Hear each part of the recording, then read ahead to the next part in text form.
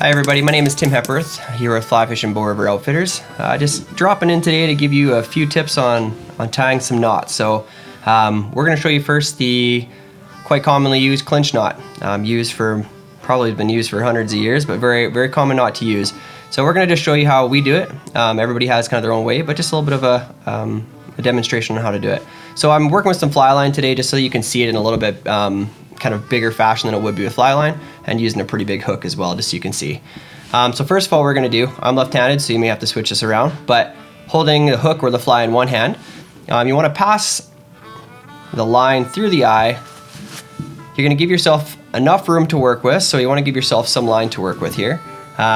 Before I start to do my wrap, something else I always like to do is I don't want to start wrapping right away, and I'm going to end up losing a loop down here that I want to go back through. So I pinch up just a little bit so I gain myself a little bit of room for that loop. All I'm going to do is I'm going to go around this time 5 times. So 5 times around that running line. 4 and 5.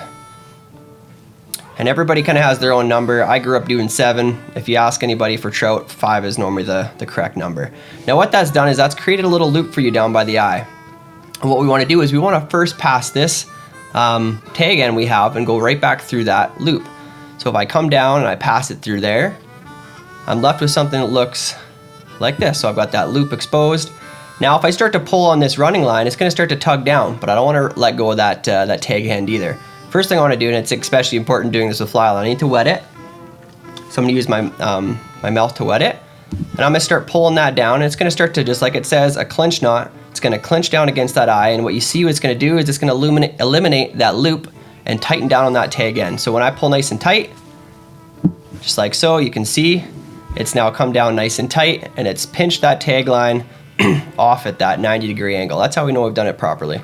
That's going to stick out at that angle. Then all we're going to go do is go in, and we're going to cut that tag off nice and close as we can.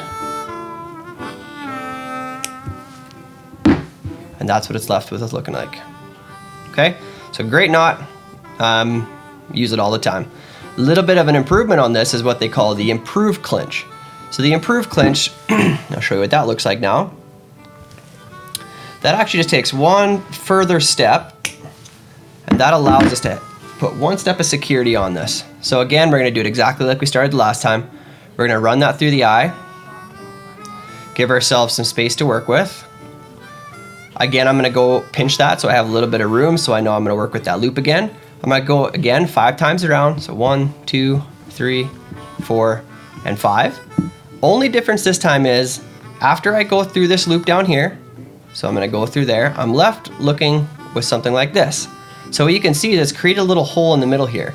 And what I want to actually do is I want to pass the tag through that loop as well. So it adds a second piece of clinch to this, so they call it the improved clinch.